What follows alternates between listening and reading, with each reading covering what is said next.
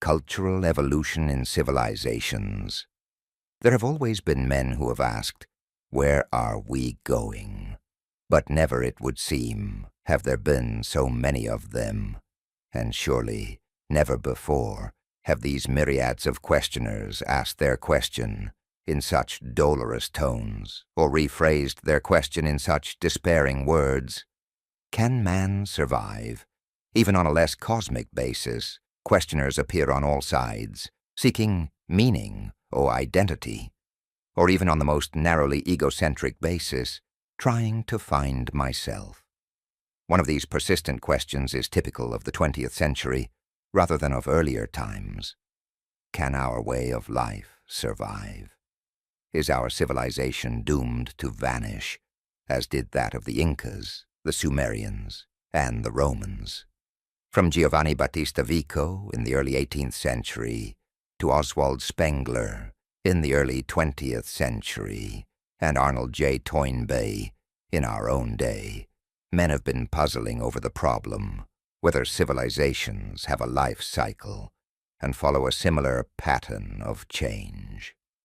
From this discussion has emerged a fairly general agreement that men live in separately organized societies, each with its own distinct culture, that some of these societies, having writing and city life, exist on a higher level of culture than the rest, and should be called by the different term civilizations, and that these civilizations tend to pass through a common pattern of experience.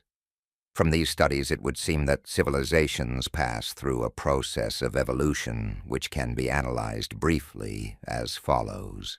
Each civilization is born in some inexplicable fashion, and after a slow start, enters a period of vigorous expansion, increasing its size and power, both internally and at the expense of its neighbors, until gradually a crisis of organization appears. When this crisis has passed and the civilization has been reorganized, it seems somewhat different.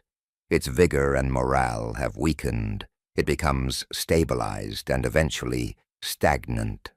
After a golden age of peace and prosperity, internal crises again arise. At this point, there appears for the first time a moral and physical weakness which raises, also for the first time, questions about the civilization's ability to defend itself against external enemies.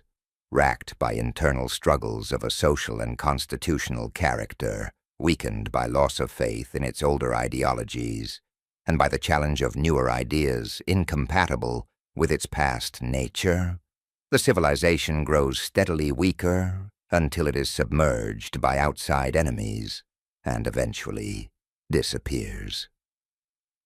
When we come to apply this process, even in this rather vague form, to our own civilization, Western civilization, we can see that certain modifications are needed.